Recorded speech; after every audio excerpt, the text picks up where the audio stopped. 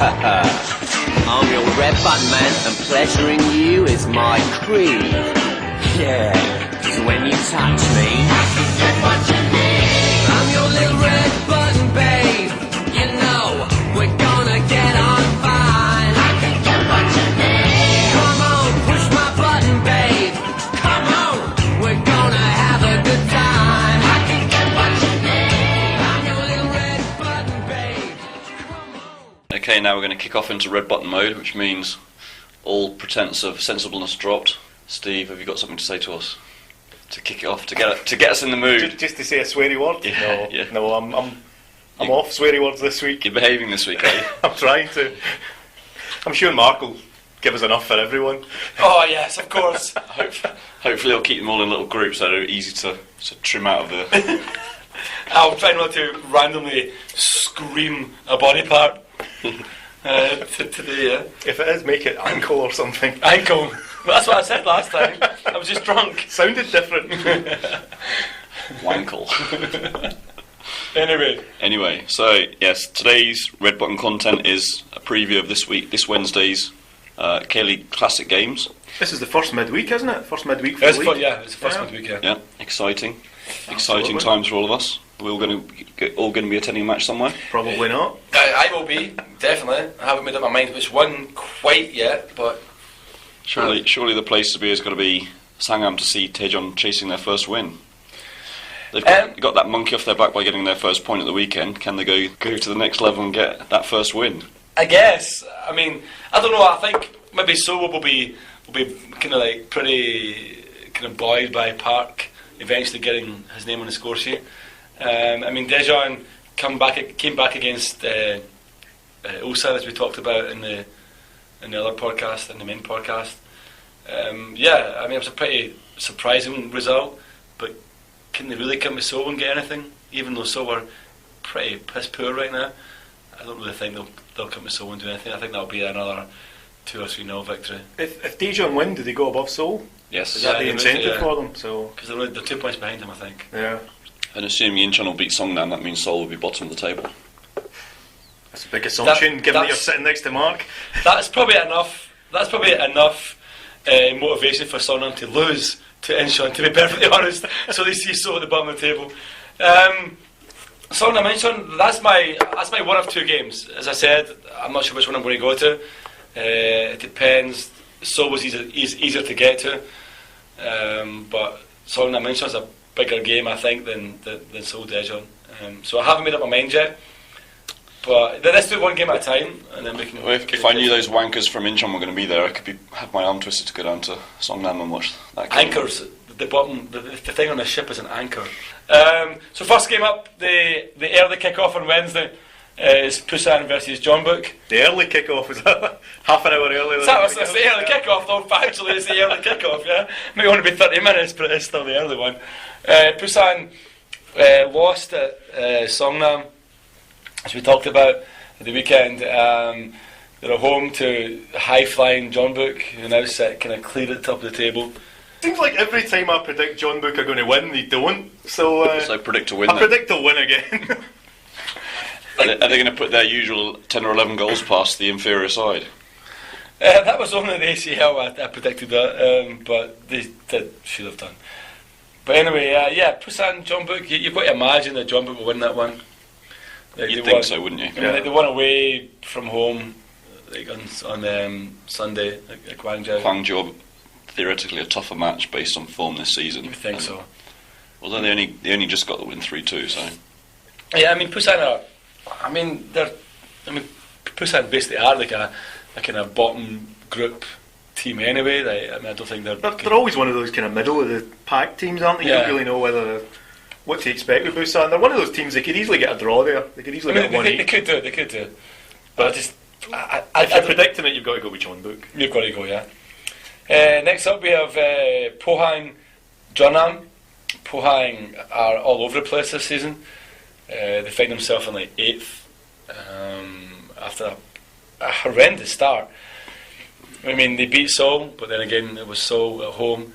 They beat Suwon away, which was a pretty amazing game.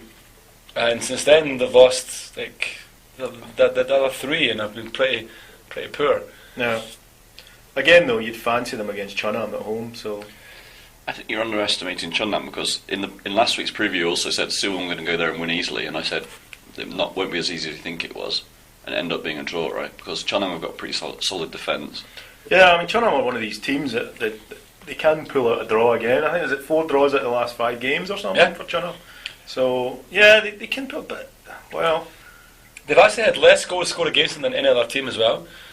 They've only lost 2 goals in 5 games. They've only managed to score 3 in 5 games.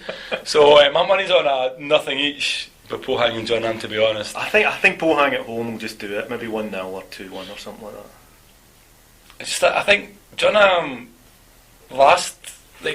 they started really well last season, and then they kind of went through that ridiculously bad phase of just like hemorrhaging goals left, right, and centre. They've changed manager, and I think the new guy seems to have shored things up at the back. You have to see it. If they can keep it tight at the back and start like finding goals up front, then maybe they can start making a bit of an impact on the table. But yeah, I mean, they haven't lost yet this season. One of 3 unbeaten teams. So statistically, that loss is going to be coming soon, right? You'd imagine that they will lose soon, but having drawn, I think they've actually drawn to some pretty tough teams as well.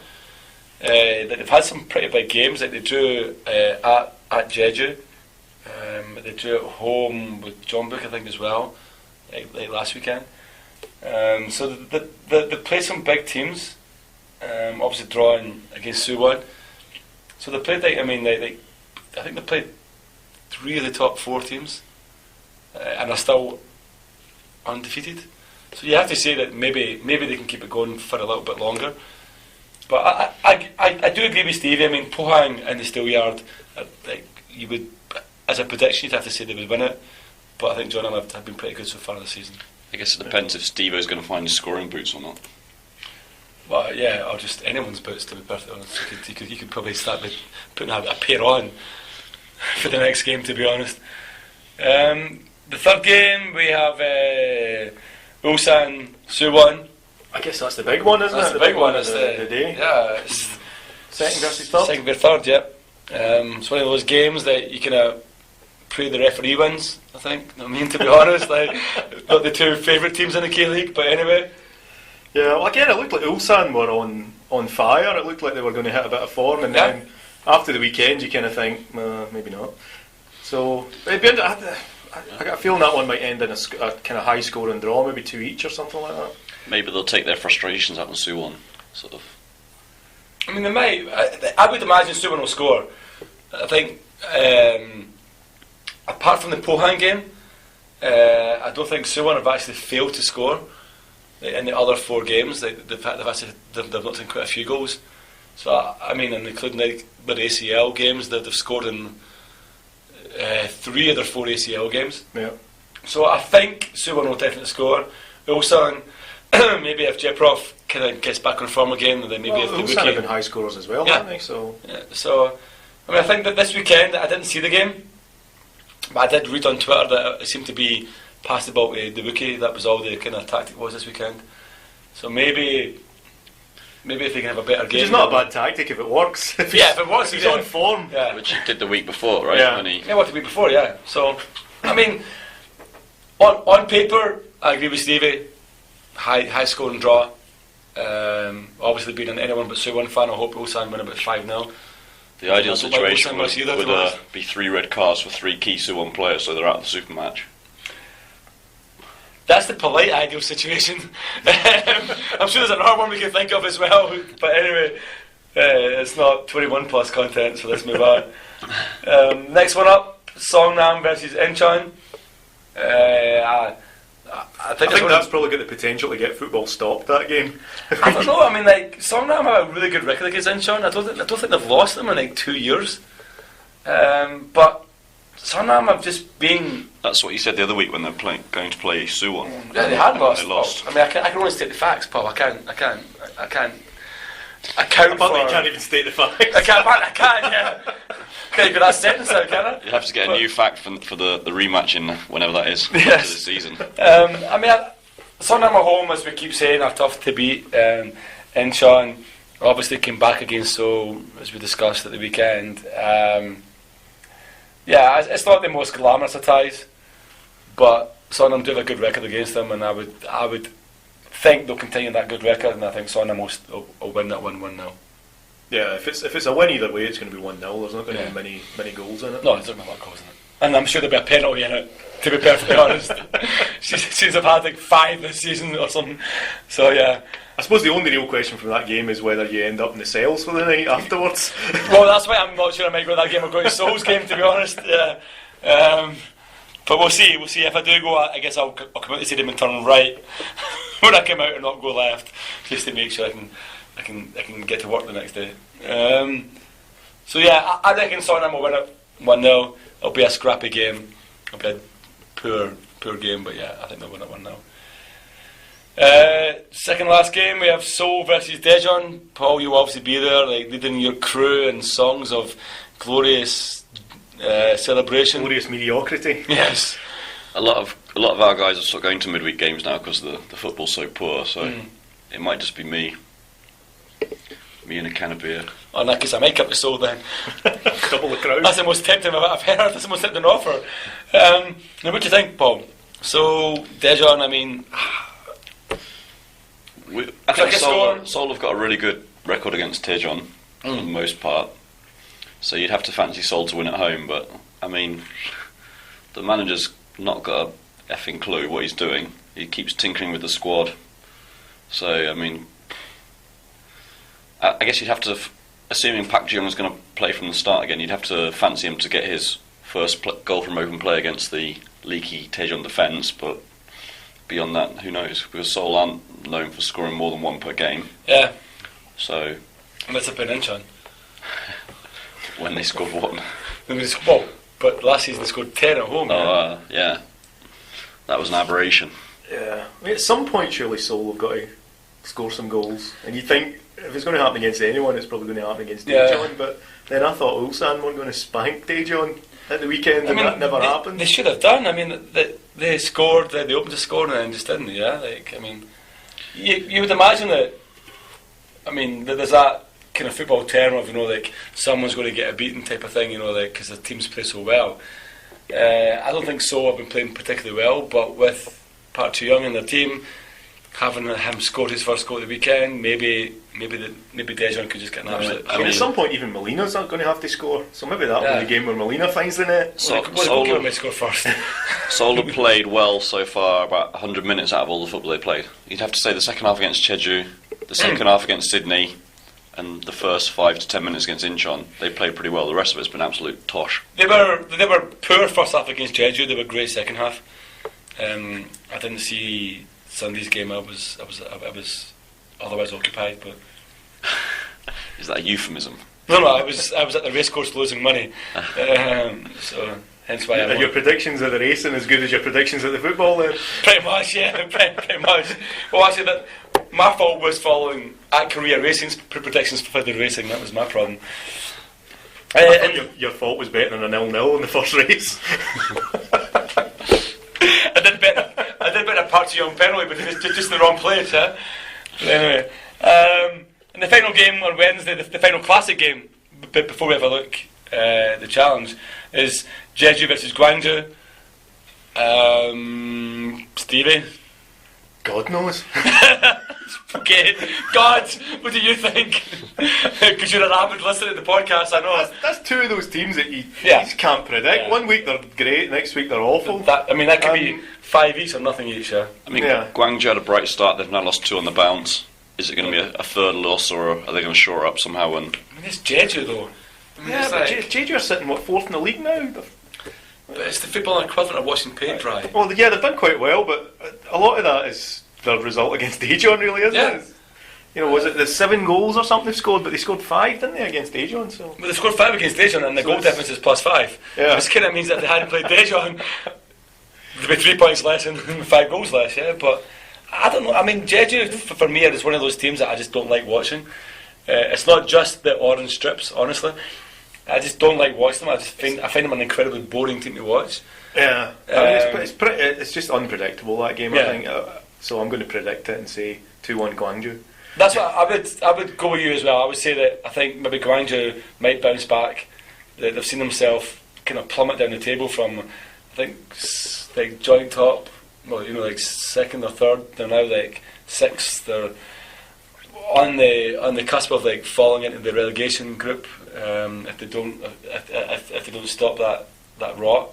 I think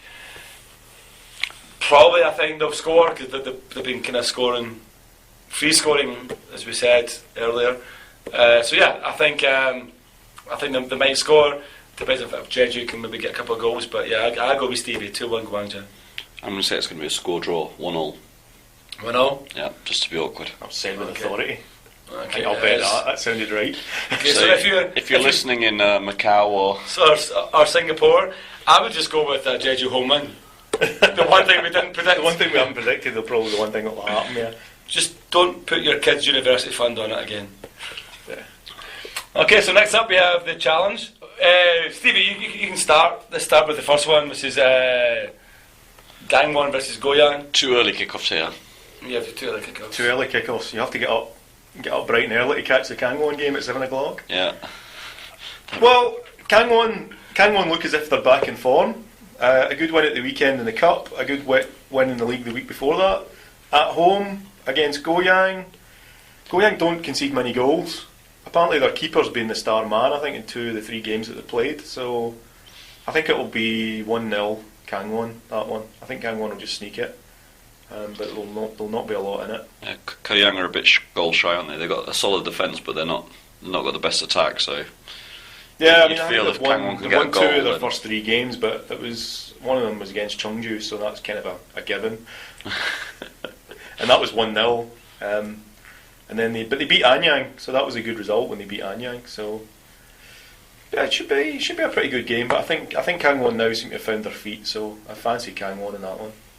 Okay, second game up is Sangju against the mighty Eland. The Fashionistas, the boutique club. The mighty Seoul Eland FC. That one in my book's a bit of a maybe a 2-0, I think, to Sangju. I mean, Sangju have looked pretty good this season so far, apart from the FA Cup result. Yeah, I mean before the weekend, I would have thought yes, Sangju should win that, but after the weekend, after their cup result, maybe there's a glimmer of hope there for Seoul, and they do seem to be the masters of getting a 1-1 draw. So yeah, so that one could be 1 each. So I'm going to go for 1-1 again. 1-1. You know what? I would have to agree with you. That's going to be 1-1. That's going to be a 1 each. Do you know who the referee's going to be yet? Well, if it's M1 Tech, I'm going to go for Sangju 25, Seoul Eland 1. Okay, yeah, I think you're right with that one. I think that could be a 1 each draw. Eland seem to be able to like grind out draws or whatever, throw away victories, whatever you want to call it. So I think that one could be a 1 each, I think. Next up we have Suwon City versus Ansan Police. 3rd v 5th. That should be another tight one, I think. Suwon again lost at the weekend. Ansan Police, on paper, probably a better side, but they haven't really done much. They don't score many goals. They don't concede many goals. I'm thinking that's probably going to be a 0-0 or a 1-0. To who? I don't know. But I'm going to go with 0-0. I think Suwon will keep them out. So like the police had the weekend off, or the week off. The police had the weekking off, yeah. So they've had like a 2-week break. Well, no, because they were Cup, playing in the Cup, yeah. But I mean, like from league. I'm trying to remember their cup result. I think it was only 1-0 again. But they got through, right? Yeah, they got through. They got through, yeah. So you did to say maybe. I mean, Suwon at home. Their home form, I don't know what it's been like, but I mean they are kind of sitting third of the table, so you've got to imagine that they've been doing very well. Your man Japa Zappa, Frank's friend, Frank's son, yeah. He's been the man giving them goals. So Suwon have been scoring, but Ansan have not been conceding. So if I'm right, I think Ansan have scored 1 goal and not conceded any in their 2 games. So Ansan need to keep an eye on the Japa, yeah. Yes, indeed. We'll just let that one sink in. And if they can do that, then maybe they'll have maybe they'll get something glorious at the end of it. Yeah. Okay, sweet. I'm going for 0-0 there, though. I think.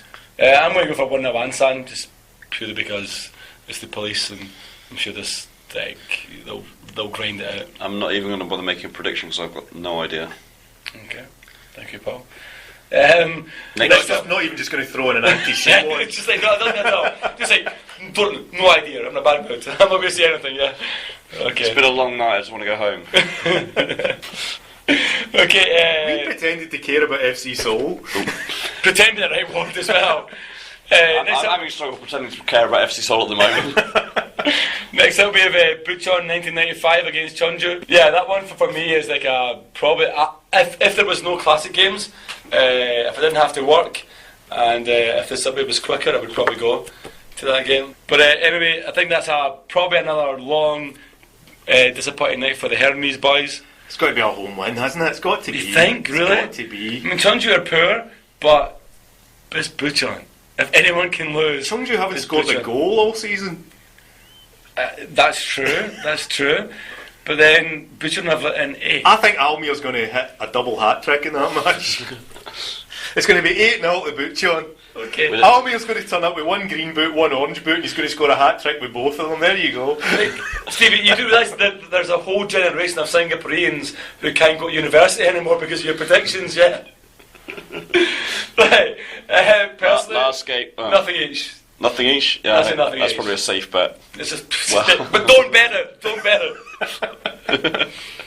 If you are desperate to have a bet, then check out Acura Racing. He's got far better tips than we have. Apparently not, if you believe Mark. Tips. That was tips, you said, yeah? Tips, yeah. Okay, cool. He's also got more flesh to cut off with your meat cleaver than we have, so. So what's the last game then? The last game is the hugely... It's not Daegu again, is it? It's always Daegu. It's a hugely uninspiring Daegu Anyang at home.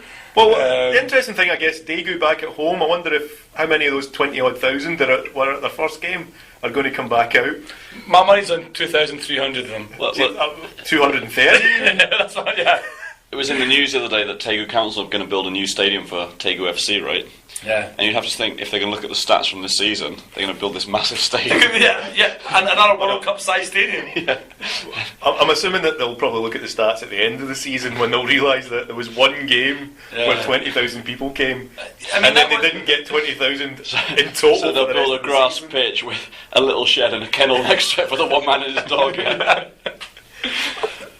But I don't know. I guess what you do is you build a kind of temporary stand at one end with 200 seats, and then you build a big massive stand at one side with 20,000 seats, and you just don't open the big stand apart from the first day of the season.